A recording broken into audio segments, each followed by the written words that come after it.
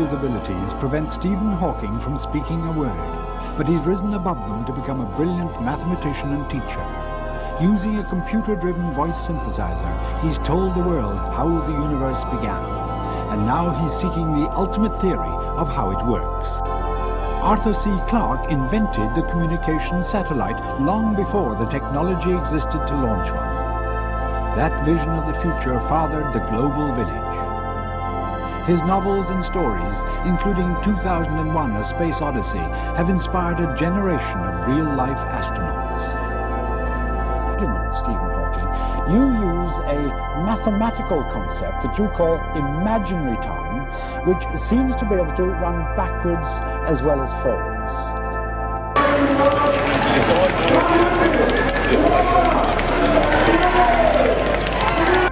In our theories, there are two kinds of time. There is what is called real time.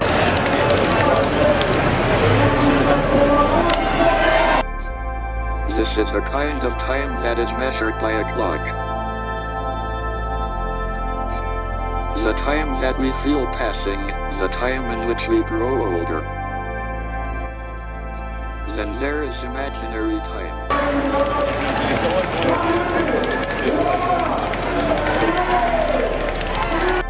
Of course, imaginary time is an idea that science fiction writers, like Arthur, have used in their stories.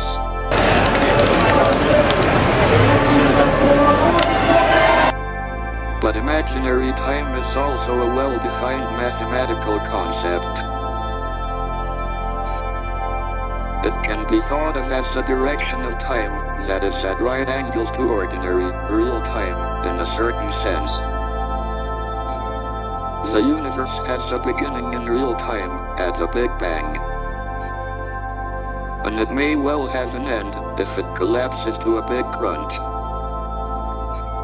But in imaginary time, it has no beginning or end. Rather, imaginary time is closed in on itself, like the surface of the Earth. The surface of the Earth doesn't have any beginning or end. I know, because I have been round the world, and I didn't fall off. I lost.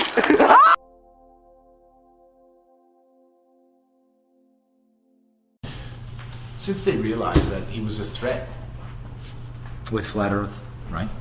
well, a threat to FET. national security, as they say, Flat Earth City. but because of his popularity, they couldn't kill him.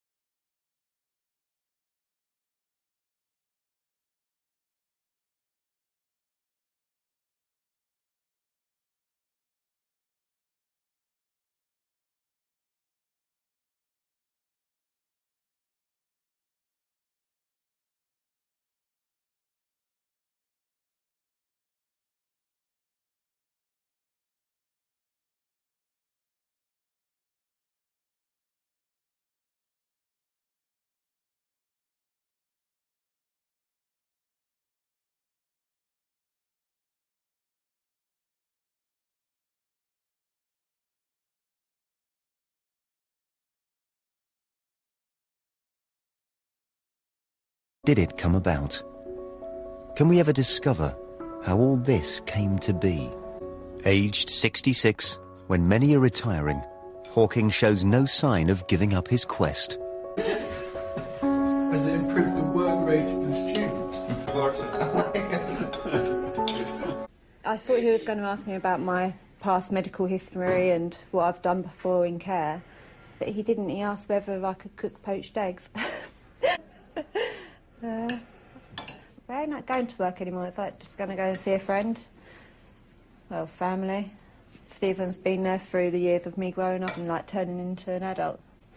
So he's been there through most of the important stages of my life.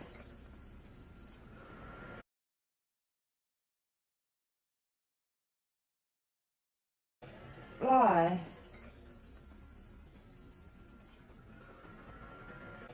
Life.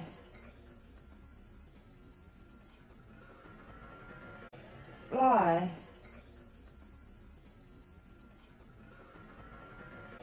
Life.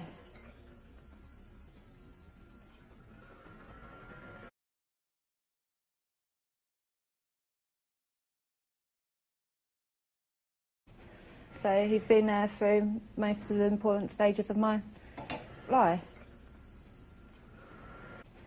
So he's been there through most of the important stages of my life.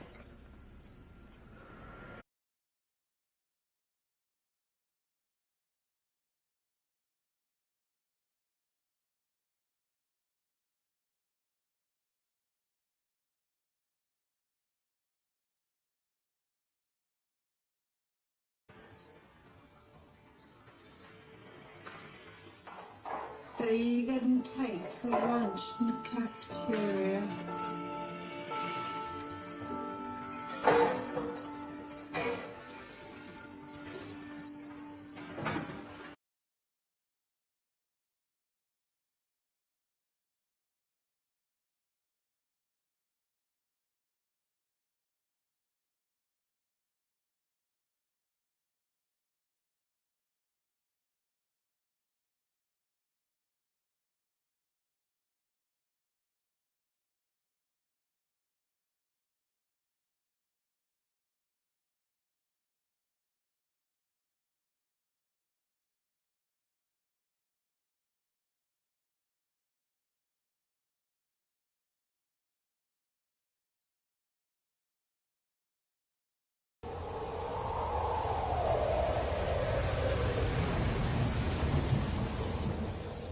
Television. His physical appearance and the way he talked about big ideas in a witty and accessible way made him unforgettable, even though he had to use a student to interpret his failing speech.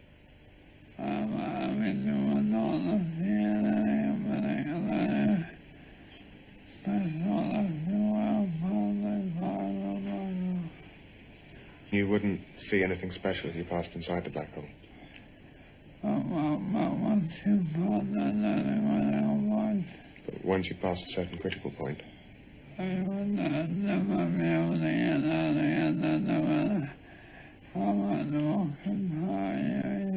you'd never be able to get out again, no matter how much rocket power you used. Hi, this is Bud Patriot with Bible Prophecy Inspired. And what you just heard was Stephen Hawking's and a lot of gibberish, and his translator who understood every word of it, which to me is totally amazing and unbelievable, because there's no way that guy is going to understand every word that Stephen Hawking said as quick as he did. This was a pre-scripted thing. That he has a script. Look, we're being fooled by the government constantly. This is another one of their fraud hoax, whatever you want to call it. Stephen Hawking is a fraud. He's invented by the government. It's not like he can fight back. He can't do anything, so his free will is not his own.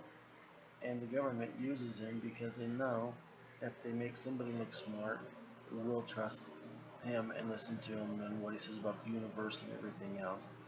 When the fact is, he probably does not know jack. He probably doesn't even have much of a brain functioning. So, because when you deteriorate your body-wise and so on, so does your brain. Everything starts deteriorating. It's probably like a 2-year-old kid inside that body. But anyhow, if we had this kind of technology, don't you think we would be using it to question terrorists? I mean, instead of waterboarding, we could put this little black headband on him that he wears that supposedly reads his thoughts and then computes it to a computer which goes through the speaker and speaks for him. So, if we have that kind of technology, why are we not using it on terrorists? Why are we not, all companies aren't using it? I mean, FBI should be having them. Corporations could have them for lie detectors and they're being ripped off. Or even pre-hire. I mean, not to mention, let's face it, he would have to be a saint if that thing is reading his thoughts and he's not jabbering his head off. I mean, because you're always constantly thinking, right? I mean, your brain never really stops. It would never shut up. It would be going off like crazy, not to mention, and some of his thoughts may not be so pure. So, I don't know. I mean, that's like having a mind reading machine that doesn't exist. It's a fraud, it's a lie, it's something the government is using to fool us with and to make fools out of us with. You heard him talk, you can't understand him. The guy's freaking reading a script of what Stephen Hawking is saying, because if he can understand Stephen Hawking, then he can also understand baby gibberish and talk to babies. Anyhow, I just wanted to run that by. It's just, to me, is ridiculous that people don't ask questions anymore. I really never cared about the guy, and then I watched a documentary on him, and I was thinking, why aren't they using this technology on terrorists, and why don't more people who can't talk that are like him have this technology? It seems to be he's the only one that has that kind, that advanced. Anyway, we should have them Wi-Fi by now, and they should be able to use them like a laser to point at people's head in airports and so on to pick out the terrorists and lock them up before they get on planes. This is just total bull BS, no doubt about it. We've been fooled. Stephen Hawking is a fraud, and the government has once again made fools out of whoever believed in Stephen Hawking. Okay, I never really did. I always thought it was crazy that they think this guy is an Einstein. That's like having a Siri built in. You can talk to your own phone now, and it does what it does. So, anyhow, you make up your own mind. Doesn't matter to me, but I'm saying he's a fraud. If we had this kind of technology, we would be using it everywhere, and nobody would be able to lie anymore. Have a good day. For the first 5 or so years of my life, I didn't really get to know him as a person, just because I couldn't understand what he was saying. I knew he was my dad, but never really bonded with him at all. And I could actually start to speak to him when he got the voice box. We managed to build up a bit of a relationship from then on. You know, he'd take me to buy ice creams, and we'd play Monopoly together. It's just ironic that it was through the voice of someone else that enabled me to build up a relationship with him. Do you hear the thunder? The thunder, that's the sound of the Almighty God.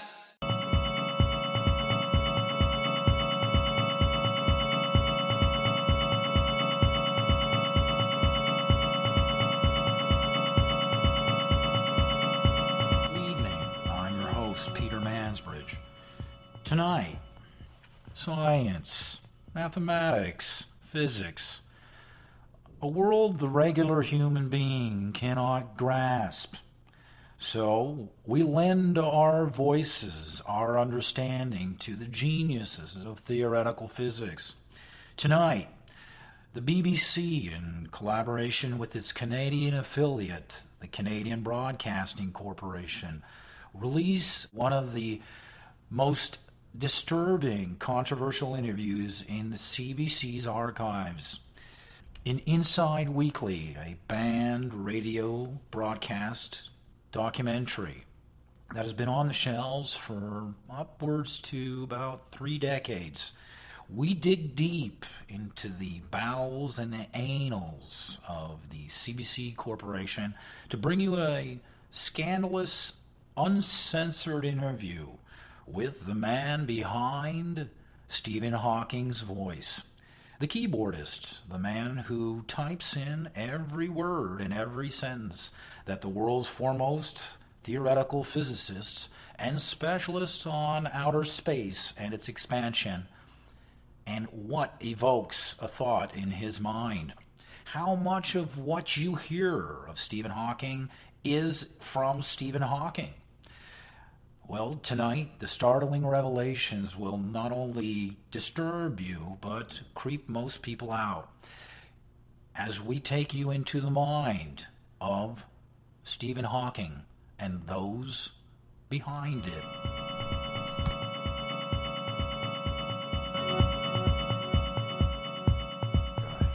Okay, so wait, start from the top. You're saying that you worked on what project? I worked on Team A. What's Team that? A is the team that basically suppresses his thoughts, so it can't get through the system. What project is this called again? It's called the Stephen Hawking's Project. Okay. And basically, he's been a project since they realized that he was a threat. With Flat Earth, right? Well, a threat to FET. national security, as they say. Flat Earth City. But because of his popularity, they couldn't kill him. Since they realized that he was a threat. With Flat Earth, right? Well, a threat to FET. national security, as they say. Flat Earth City. But because of his popularity, they couldn't kill him. And there was a project that goes back to the Second World War that Hitler was working on. And it was a project that basically you were able to control the mind and the speech of a person, and that person be completely paralyzed, unconscious. Except what happened in the project, that they couldn't get the person unconscious. The person would be unconscious. Now, as they developed it after the Cold War, Stephen Hawkins became a threat. They decided to try this project on him, and it worked. So they silenced him. They silenced him without killing him.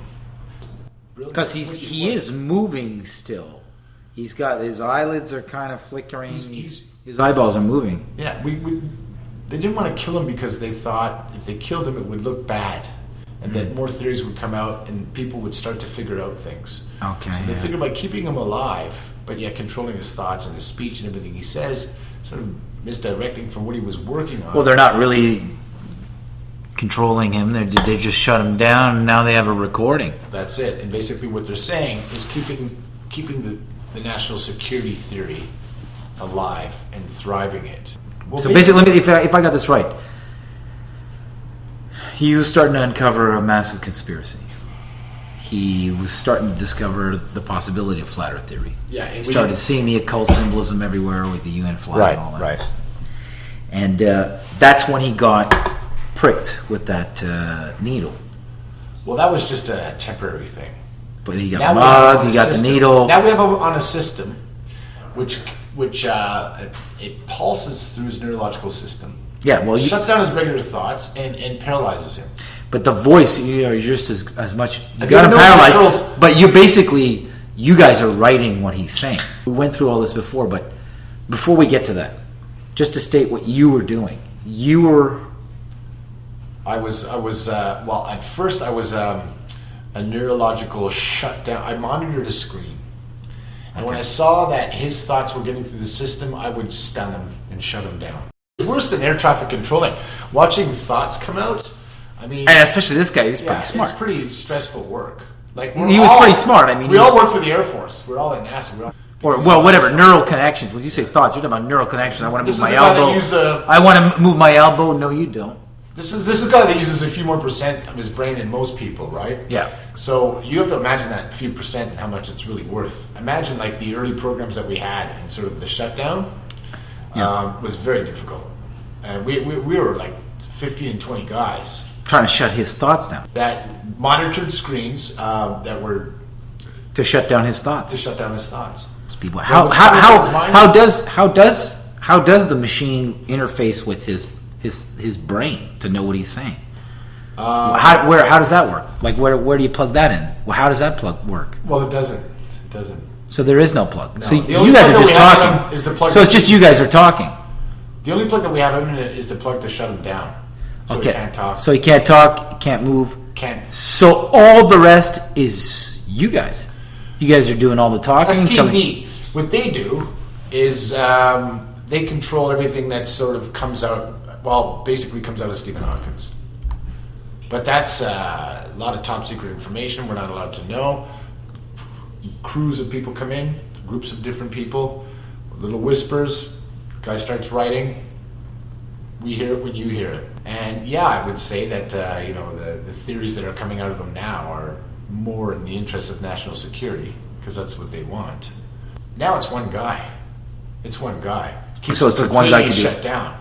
I mean, the guy. How does he do that? He's got a button? Actually, no. I think there's 3 guys because it's on rotation 24 hours. Yeah. So what is it, like a button almost? Like it's No, down to a remote? it's a screen, and when it raises past a certain level, it's like it's going to get to a point where it might get out. So we keep them down there. Just by pushing a button, it lowers it. There's been one incident when the system was first developed, which is just based off the old system. Yeah. How many people you shut down? Right now? Well, there is others. There's new experiments now where we could have them actually walking and talking and not even be themselves at all. Unfortunately, the drugs in the system that we tried with Mr. Hawkins sort of crippled him. So he is crippled as a result of the drugs that he was given. And, although he is more mobile than he appears, because we constantly have him drugged, we constantly have him stunned, we constantly have him shut down. But they do work his eyes, they do work certain things. So it's basically a whole puppet, basically. It's like a puppet for NASA. Exactly. We call him the puppet in the office. We do. We refer to ourselves as puppeteers. There's the core, which is 3 others. We call ourselves the 3 puppeteers. Right, could you say that again? The team of writers? The team of writers today aren't writers. They're typists. They type in what they're told. You get a file that says top secret for your eyes only. You got some security standing around you. You type in what you're reading off the file. You send. They grab the copy. They destroy it. That's it. That's all. Is that right? Yeah. So there's no way of... And then 3 or 4 days later, you're watching television and there's Stephen Hawkins, the documentary. Saying exact same thing. Saying everything I've written in. Never a key, a USB key, never a disc, never that. Always a piece of paper in an envelope, top secret, delivered by security, standing behind me. And you would retype I open it up, I'm not allowed to read it. I have to put it down and just type what I read as I see it. And then it's taken away, send, and I don't know what the hell, when's this going to happen? So you have no way of knowing what you have no time to reread it while you're typing it. No. What was last Even time? the episode of The Simpsons that he did, we had to write that. They gave us the script. But was that really his voice in The Simpsons? Yeah. I heard it was somebody imitating his voice. No, it was him, actually, for sure. No, it's in the credits. But he has ALS. It would never pass on TV. They wouldn't allow his real voice. He's just mumbling. Well, it's not his real voice. It's the voice from the Simon Spell. Or from the the software. The technology of that kind of... What's the software called? Simon Says. Simon Spell. It's voice back. What did you say? You just said Simon Spell. Simon Spell. Simon Says. Simon. The game Simon. I Spell. The software is called Simon Spell. Simon Spell. That's what we call it in the lab. But basically, it's that It's game Simon that Says. you had as a kid. Spell. Car. C-A-R. That voice. Oh, it's Simon We took Spell. it from that voice. Okay. Because that was the only voice around at the time. And unfortunately, because of technological advancements and the fact that these crooners won't go realize they think it's authentic to keep his voice the same way.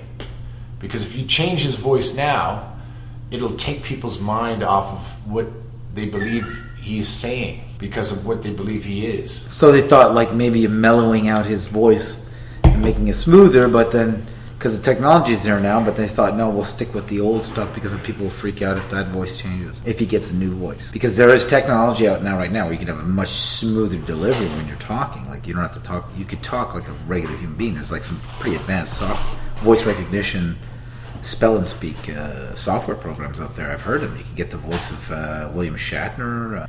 You could get the voice of that's Clint just, Eastwood. Unfortunately, Kevin Spacey. Many of these voices could be the voices coming out of that software program called Simon Spell. But that's the whole idea on keeping it real. If we get too advanced with them now, people will start to figure out something that maybe we're just. I don't think so. I think you could basically have a guest appearance speaking for Stephen Hawking, like special guest. But then, like Kevin Spacey's people will voice start would be putting it lent together. to. You put it together. That's why we're having this interview. Kevin Spacey's voice would be lent to playing the voice of Stephen Hawking for one lecture. No, that would break the belief. Or would that be bad? Because then people just like, now it's really obvious you're just wheeling out a vegetable and then you're just playing anything. Exactly. That's the problem with that. And that's the reason why we never changed his voice. But isn't that what you're doing anyway? No, we had meetings about this. Should we change his voice, evolve his voice, get a new software system? Something hipper for the youth? But then again, it would take away what we know as Stephen Hawking. As Stephen Hawking. What we created as the version of Stephen Hawking as we know it. If we change that voice, it would be like changing your voice. It's a familiar voice. It's familiarity. That's what it's all about. Well, Venus is as far as you think. The funny thing is, it's like some of the theories that he started out writing about, and some of these so-called smart scientists that backed him on it. And then when we did the changeover and the shutdown, yeah. Well, because you obviously aren't supposed to know this. Well, you don't need to. I was in security, and I knew that we had to shut them down. And when you know they have to shut somebody down, it's for those reasons. And so you were in security and you got transferred into memo type. Well, I was in memo security, text. But I wasn't actually the frontline security guy. I was one of those back tech guys. But I still knew what was going on at all times. And I knew what this operation was. And this operation was shut them down completely, but yet create this new persona that we have full control of that makes the believers still believe that it's really him. Oh, he just got a disease, now he talks through this system. Well, let me tell you about this system. It's a pretty big system, and it's very little him. It's no him. None of him. It's about probably the greater voice. 180 people. So the 180, presently, but over the course of the last 25 years, I would say thousands have worked on it. So there's thousands of people speaking on behalf of Stephen Hawking. No, thousands of people that worked on keeping him down. A lot of physical. How many people are the part of the voice team, the speaking, the writing? That that's at the high top. They're the ones that decide that. I've only been, like I said, a typist. Top of what project? The Stephen Hawking Project. Okay. Which is all top secret on where they're from and what their agenda is. We just take orders. I knew it. I knew this whole thing was like behind it was like a million strings pulling levies and cogs and coils. So. This thing is just a massive puppet show. Yeah, it is. It really is, literally, like we call it. There is three guys that come in, give orders, a lot of whispering, very hard to talk to. We have to be very at ease or alert when they're around. We call them the three puppeteers, because really that's what they do. They come in and pull the strings. They come in with the envelopes, they come in with the scripts. Whenever he's doing an interview, the questions and the answers have to be put into the system, and then the answers have to be deleted just so we can get the timing right. So it's sort of like going through a song and playing both parts. You can't just have them answer the questions Even though his voice, that voice, very robotic, we still want to have a sense of rhythm and get it right, because people will pick up on that. There are some people out there that very audio visual, very audio, not visual. Just they pick up on sounds and they see something might be wrong, and we didn't want to. We don't want that to happen. Why did you leave the organization? Well, I just started to realize that what we were doing to a human being. You know, like this guy. Leave the guy alone. Get him off that stuff. Let him live his life. Let him get out of that chair and walk and say what the heck he pleases. Like, this is disgusting. Like, stop with this. Stop wheeling him around and pretending that this is what he's thinking, and let the guy live his life. You know, this guy's being shut down and tortured. He's in pain as he sits there. He's being sort of like, imagine like small doses of like high voltage going through your system. Like, this is disgusting. Like, stop with this. Stop wheeling him around and pretending that this is what he's thinking, and let the guy live his life. You know, like, stunned. You're being stunned constantly. And it gives him that lively effect, but in actuality, he's going through a lot of pain as he sits there. His brain's being shut down, and yet he's trying to fight, because I've seen it on the screens, how his brain energy works, and it's extraordinary.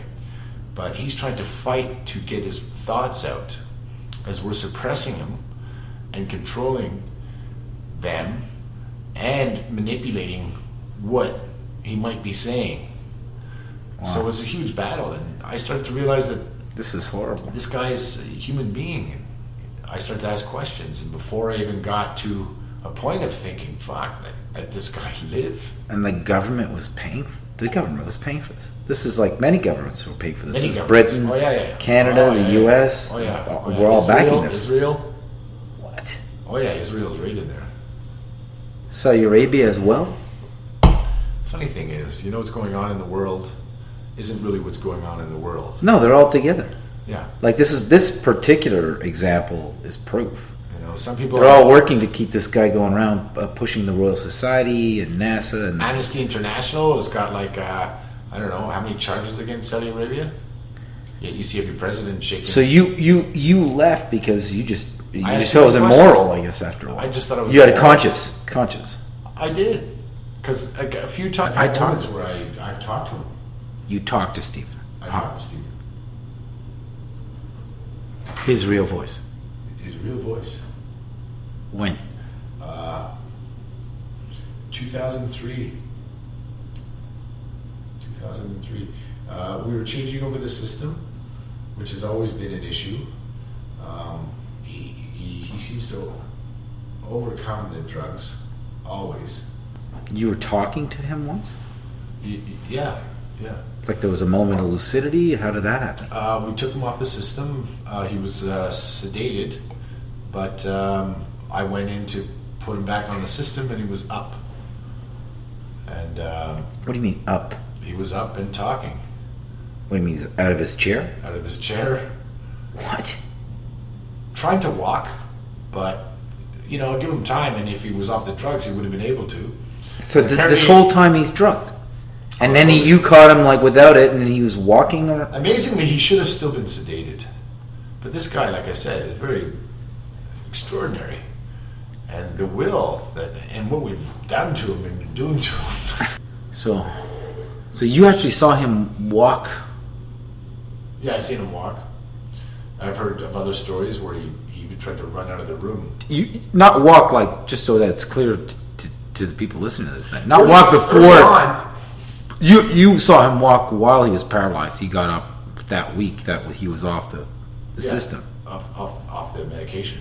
But I've heard stories where it took 3 guards to hold him down. He's trying to get up. I mean, early on. So he was strong. He still is strong, but they have him down, right? Well, I think he's just a very smart guy in his will at times. Even now, to this day, with the system that we have him on. What did he say when he was trying to get up and they tried to put him, those 3 guards were trying to put him back down before you put him back? I think it's I want to go home. Let me go home. Let me go home. Just let me live my life. Yeah. Something like that. I remember hearing that. I remember that's the thought that started to make me think, what are we doing? What are we doing? You know, and then when you keep them down all the time and you just see a body there, you just sort of like forget. But then when I read the charts and I have to go back and do reports on what, you know, the system is letting out, even though there's a guy sitting there and realizes when it goes past a certain thing, you just hit a button. If it keeps going, you hit another button and everybody else will take care of it. Those same charts that I used to look on a screen and shut down with 20 other people. I started to realize this is inhumane. Why not let the guy go? Then when I started to question my superiors about it, right away, like I had to change my name. I was getting threats. I was being watched like I've never believed. And I know what security and surveillance is all about. That's what I do. I know when I'm being... Yeah, you know when you're being watched, yeah. Yeah. That's definitely... So And then in 2003, when he spoke to me, he said, why? Why are you doing this to me? He just... Then he said, I know why you're doing this to me. And then he said, don't play their game. You'll only be killed. And then, of course, a bunch of guards came in. I was removed from the room. Next time I saw him, he was sedated and back on the system. Wow. So that's something I've been living with for these years, and when I started asking questions... What was he working on? Like, well, what was he working on? Excuse me? You're asking questions like, what was he working on? That was so sensitive. Exactly. Then I started to do some research, and I realized that he was finding out some real information that was more truthful than what we all know and what we're told. Then I started to realize that the only reason why he was a national or security threat or an international security threat was because of what he knew. So they took him down. So they took him down.